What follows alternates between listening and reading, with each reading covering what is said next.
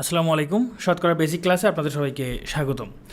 তো আমরা এখানে শুধু বেসিক কিছু জিনিসপত্র শিখব, আর মূল ক্লাসে গিয়ে আমরা কি শিখব, অ্যাডভান্স লেভেলের বা আমাদের লেকচার বুকে যে ম্যাথগুলো আছে সেগুলো আমরা করার চেষ্টা করব। তো প্রথমে আমরা দেখব শতকরাটা কি। শতকরা কি? শতকরা একটা ভগ্নাংশ। যেমন এই 5%, এটা একটা শতকরা, এটা একটা ভগ্নাংশ বোঝাচ্ছে। এই ভগ্নাংশটা কত? এই 5/100, অর্থাৎ 100 ভাগের 5 ভাগ।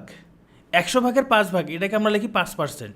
যেমন 3/5, এটাকে আমরা 3% লিখতে পারি না, এটা লেখা যাবে না, কারণ এখানে নিচে যে হর আছে এটা হচ্ছে 5। মনে রাখতে হবে শতকরা মানে একটা ভগ্নাংশ যার নিচে সবসময় 100 থাকবে, অর্থাৎ 100 এর মধ্যে তুলনা করতে হবে। এই 100 এর মধ্যে 5, এটাকে বলবো 5%। যেমন আমি যদি বলি 70%, এটার অর্থ হচ্ছে 100 ভাগের মধ্যে 70। এই জিনিসটা কিন্তু মাথায় রাখতে হবে। শতকরা মানে হচ্ছে 100 এর সাথে তুলনা করা। আপনি কি করেন, কোথায় কি হিসাব করেন, যা করেন কোনো সমস্যা নাই, কিন্তু হিসাবটা এসে দাঁড়াবে 100 ভাগের মধ্যে বা 100 এর মধ্যে কত। জাস্ট শতকরার এই কনসেপ্টটা যদি মাথায় থাকে অনেক অঙ্ক ইজি হয়ে যাবে। আমি আবারও বলতেছি, শতকরা যেমন এই যে 70%, এই কথাটার অর্থ হচ্ছে 100 এর মধ্যে কত বা 100 ভাগের মধ্যে কত, 70। এই 100 ভাগের মধ্যে 70, এটাকে বলা হয় 70%। আমরা এইভাবে লিখি সংক্ষেপে, এটাই হলো শতকরা। কিন্তু 5 ভাগের 3 ভাগ, এটাকে আমরা 3% লিখতে পারি না। সবসময় 100 ভাগের মধ্যে যদি হইতো তাহলে আমরা কী করতাম, পার্সেন্ট লিখতাম। ওকে, তাহলে আমরা জাস্ট এই কনসেপ্টটা মনে রাখলেই হবে। এখন আমরা যে অঙ্ক দেখব সেটা হচ্ছে ভগ্নাংশকে শতকরায় প্রকাশ। ভগ্নাংশকে শতকরা প্রকাশের আগে আপনাদেরকে ছোট্ট একটা কথা বলি। যেমন ধরেন এই হচ্ছে বল্টু, হ্যাঁ, বল্টুর 2টা বউ আছে। এই হলো বল্টুর 2টা বউ, এই পাশে একটা বউ। এখন বল্টু মারা গেছে, ঠিক আছে, বল্টু মারা গেছে। বল্টুর যে সম্পত্তি আছে এরা এখন ভাগ করবে। বল্টুর সম্পত্তি ভাগ করার ক্ষেত্রে এই ধরেন এটা হইল সালেহা আর এটা হইল জমেলা। তো এই সালেহা বলতেছে যে সম্পত্তি 2 ভাগ করে তার অর্ধেক নিবে, অর্ধেক। তো এই জমেলা আবার একটু শিক্ষিত, সে বলতেছে যে না, আমি সম্পত্তির 50% নিব, 50% নিব। এখন দেখেন দুইজনেই কিন্তু সঠিক কথাটাই বলছে, জাস্ট তুলনাটা কিসের মধ্যে করছে। এই সালেহা যখন বলছে অর্ধেক, তখন সে ভাগ করছে, পুরো সম্পত্তিকে 2টা ভাগ করছে, 2টা ভাগ করে 1 ভাগের কথা বলছে। এই কথাটা সালেহা বলছে। কিন্তু জমেলা যখন বলছে, সে বলতেছে না, সম্পত্তি যা আছে টোটাল 100 ভাগ হবে, 100 ভাগের 50 ভাগ নিবে। এই 2টা জিনিস একই জিনিস। আমরা একটু দেখি তো আসলে এই 2টা জিনিস একই কিভাবে হয়। জাস্ট খালি এখানে তুলনার মধ্যে পার্থক্য করছে। আমরা দশমিকের যে হিসাব নিকাশ, সেখানে একটা কথা বলছিলাম যে ভগ্নাংশের উপরের নিচে আমরা যদি একই সংখ্যা দ্বারা গুণ করি তাহলে এই ভগ্নাংশের মানের কোনো পরিবর্তন হয় না। আমরা যদি এখানে 50 দ্বারা গুণ করি, এখানেও 50 দ্বারা গুণ করি, তাহলে কত হবে? উপরে 50, নিচে 100। এই যে 100 ভাগের মধ্যে 50 ভাগ, তাহলে এটাকে আমরা লিখতে পারি 50%। জমেলা এই কথাটাই বলছে, আর সালেহা বলছিল এই হাফ। এই পুরো জিনিসটা একই। এখন দেখেন আমি এই হাফ 1/2কে ভগ্নাংশে প্রকাশ করছি, সরি শতকরায় প্রকাশ করছি। কীভাবে প্রকাশ করলাম? উপরেও 50 গুণ করলাম, নিচেও 50 গুণ করলাম, কারণ আমার নিচে 100 আনতে হবে। এই 100 আনার জন্য এখানে 50 গুণ করছি। এখন সবসময় আমরা কি এরকম কোন সংখ্যা গুণ করবো এটা হয়তো আমরা বুঝতে পারবো না। আমাদের টার্গেট কি?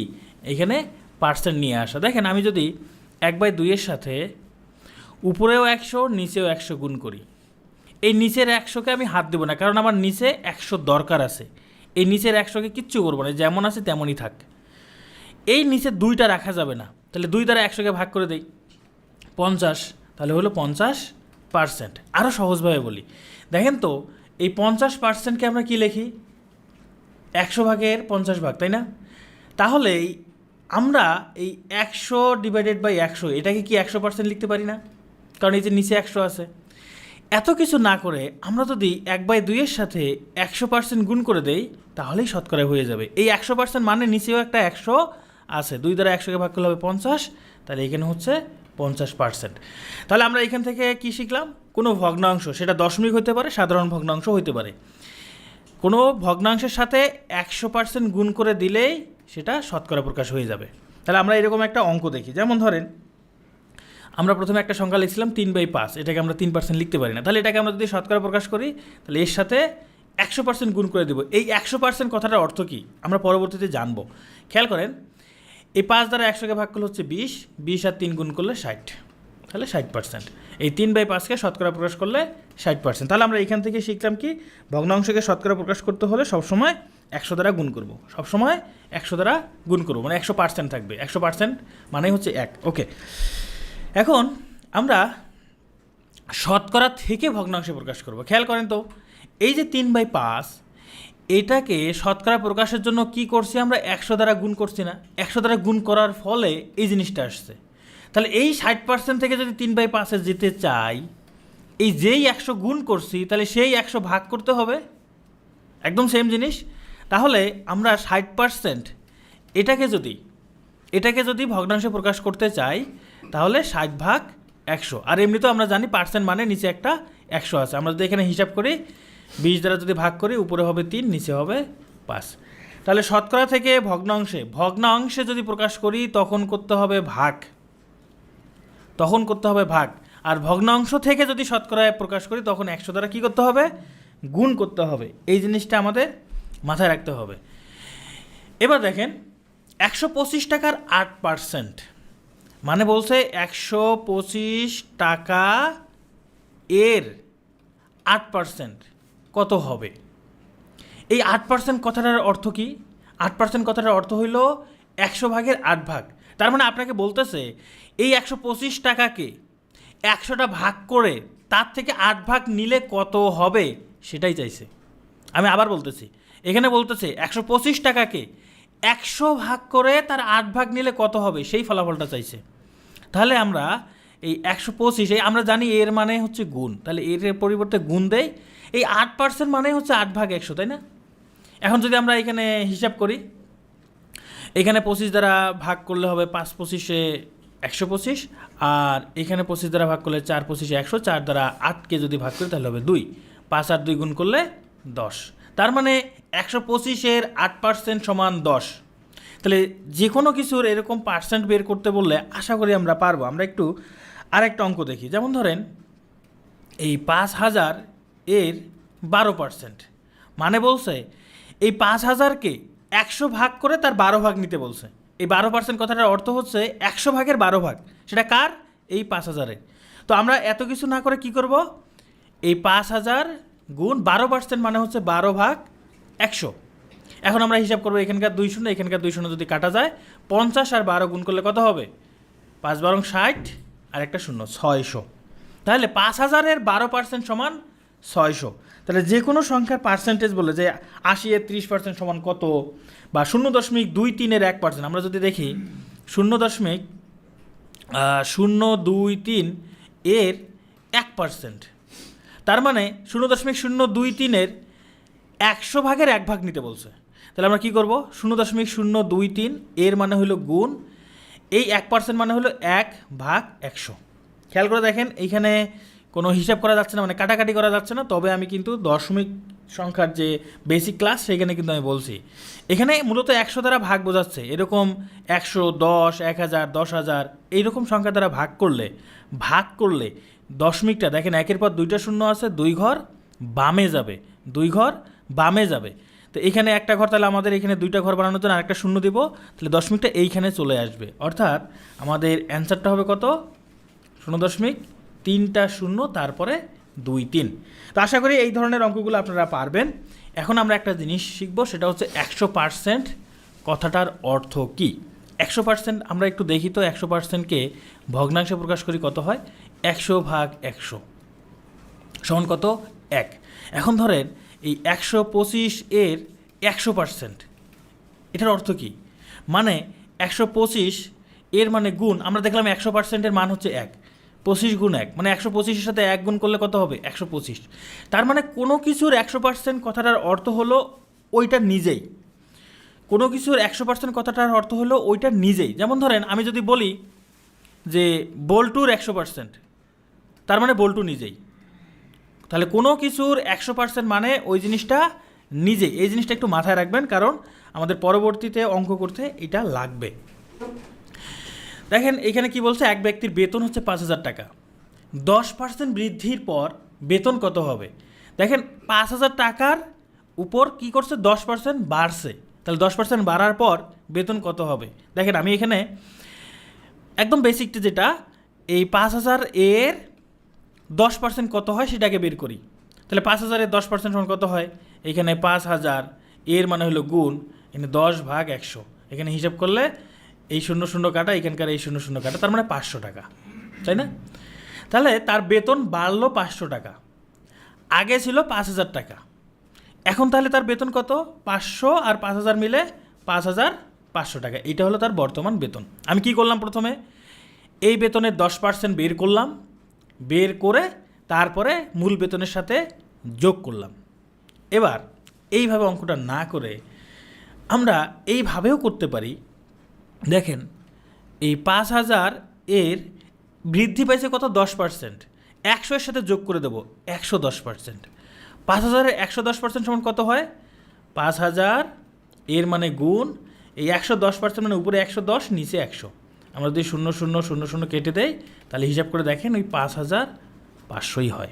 আসলে এই হিসাবটা হচ্ছে একটু লেন্দি, এই হিসাবটা একটু শর্টকাট, তবে অঙ্কটা শর্টকাট না, এটাও কিন্তু বেসিক নিয়মই, একদম বেসিক নিয়মে আপনি এইভাবে রিটেনেও অঙ্ক করতে পারবেন, কোনো সমস্যা নেই। এখন এটা কেমন করে হইল, দেখেন আমি একটু ডিটেলস দেখাই। এটা হলো তার মূল বেতন, মূল বেতন কত, 5,000, ওকে। বৃদ্ধি পাইছে কত, বৃদ্ধি পাইছে 10%, তাই না, 10% বৃদ্ধি পাইছে, বৃদ্ধির পর বেতন কত হবে এটা আমরা একটু বের করব, তাই তো। আচ্ছা এই যে 5,000 এটা তার মূল বেতন, তাহলে তার মূল বেতন, বেতনের কত পার্সেন্ট, 100% না, তার মূল বেতন বেতনের 100%, এখন 10% বৃদ্ধি পাইছে, 10% বৃদ্ধির পরে এখন তার বেতন কত, আগে ছিল 100%, এখন 10% বাড়ছে, তাহলে 110%। তাহলে দেখেন আগে ছিল 5,000, এটা হলো মূল বেতন, তাহলে মূল বেতন তার নিজের কত পার্সেন্ট, 100%, এখন 10% বৃদ্ধি পাইছে, 10% বৃদ্ধি, তাহলে এখন মূল বেতনের 110% পাওয়ার পর কত হবে এটা আমরা বের করব। তাহলে কত হচ্ছে, এই 5,000 এর 110% হিসাব করলে 5,500। একই রকমভাবে যদি হ্রাস পায়, যেমন ধরেন এই যে তার বেতন 5,000, এবার 10% হ্রাস পাইছে, দেখেন যদি বৃদ্ধি পায় সেটা আমরা 100 সাথে যোগ করছি, তাই না, তাহলে হ্রাস পেলে বিয়োগ করব, 100 থেকে বিয়োগ করলে কত হবে, 90, তাহলে 5,000 এর 90%, এটা হবে এই 10% হ্রাসের পর বেতন। এখানে হিসাব করলে কত হয়, এই 5,000 গুণ 90/100, আমরা যদি হিসাব করি 0 কাটা 0 কাটা 4,500, 4,500 টাকা। এইভাবে না করে এখন আপনি যদি এই 5,000 টাকার 10% বের করলেন, তার মানে তখন 500 টাকা বের হবে, তার মানে 500 টাকা তার বেতন কমে গেছে, তখন 5,000 থেকে বিয়োগ করলে 4,500 হবে। কিন্তু প্রিলি পরীক্ষায় আপনি এত সময় পাবেন না, প্রিলি পরীক্ষায় এত সময় পাবেন না, এই জন্য এই জিনিসগুলো, এটাও কিন্তু বেসিক নিয়ম, এটা আপনি রিটেনেও করতে পারবেন, কোনো সমস্যা নেই। আশা করি এই জিনিসটা বুঝতে পারছেন। এরপর আমি যেটা দেখাবো সবথেকে গুরুত্বপূর্ণ জিনিস, এটা নিয়ে গ্রুপে অনেকেই আশা করি ঝামেলা করতে চাবেন, তবে এই ভিডিওটা দেখার পর আশা করি আর কেউ ঝামেলা করবে না। দেখেন এখানে কি বলছে, এখানে বলছে করিমের আয় রহিমের আয় অপেক্ষা 25% বেশি, 25 টাকা না কিন্তু। এরপরে বলছে রহিমের আয় করিমের আয় অপেক্ষা শতকরা কত কম। এখন অনেকেই বলতে পারেন যে এখানে যদি 25% বেশি হয় তাহলে এর 25% কম। যদি আপনার মাথায় এরকম চিন্তা আসে তাহলে আবার এই ভিডিওর প্রথমে যে আমি বলছিলাম শতকরা কি, ওইটুকু অংশ আবার দেখবেন। শতকরাটা কি, 100 এর মধ্যে কত, আমি আপনাদের আরও ক্লিয়ার করে দিচ্ছি। ধরেন এই হলো রহিম আর এই হলো করিম। দেখেন করিমের আয় রহিমের আয় অপেক্ষা 25% বেশি। আমি যদি রহিমের আয় 100 টাকা ধরে নেই, 100 টাকা ধরলাম হিসাবের সুবিধার্থে, আর এখানে যদি শতকরা আছে শতকরার জন্য 100ই ধরবেন, এটা খুবই সুবিধা হবে অঙ্ক করতে। তাহলে রহিমের আয় যদি 100 টাকা হয়, করিমের আয় কত টাকা হবে, 25% বেশি, তার মানে 25 টাকা বেশি হবে।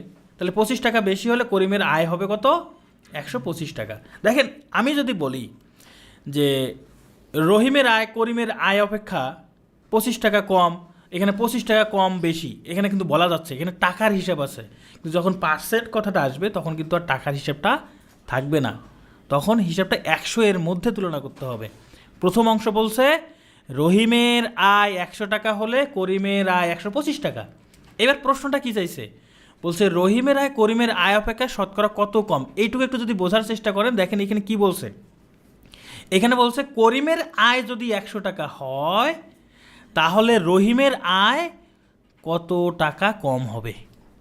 পরের যে প্রশ্নটা এই কথাটাই বলছে যে করিমের আয় যদি 100 টাকা হয় তাহলে রহিমের আয় কত টাকা কম, বলছে কত কম, এই কথাটা বলছে। তাহলে আমরা এটা একটু হিসাব করি।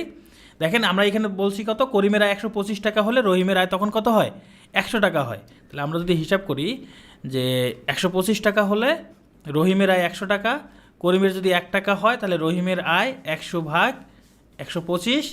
এখন আমাকে হিসাবটা করতে বলছে যে করিমের আয় যদি 100 টাকা হইতো তাহলে রহিমের আয় কত কম হবে। আচ্ছা রহিমের আয়টা বের করি। করিমের 100 টাকা হইলে রহিমের এই 100 গুণ 125, সরি 100 গুণ এখানে 100, নিচে হবে 125। আমরা যদি কাটাকাটি করি, এখানে 4 25-এ 100, 5 25-এ 125, 5 দ্বারা 100কে ভাগ করলে হবে 20, সমান কত, 80 টাকা। তার মানে করিমের যদি 100 টাকা হয় রহিমের আয় হবে 80 টাকা। কত কম, 20 টাকা কম, 20 টাকা কম। তার মানে 20% কম। করিমের আয় অপেক্ষা রহিমের 20% কম, কিন্তু রহিমের আয় অপেক্ষা করিমের 25% বেশি। এই যে কম বেশিটা হলো কেন, কারণ আমরা সবসময় 100-এর সঙ্গে তুলনা করছি, 100-এর সঙ্গে তুলনা করছি, এই জন্য এই হিসাবটা এইভাবে করতে হবে। এরকম আরও বেশ কিছু অঙ্ক আছে, সেগুলো আপনার বই থেকে প্র্যাকটিস করবেন। ওকে, তাহলে দেখা হবে ক্লাসে। Thank you.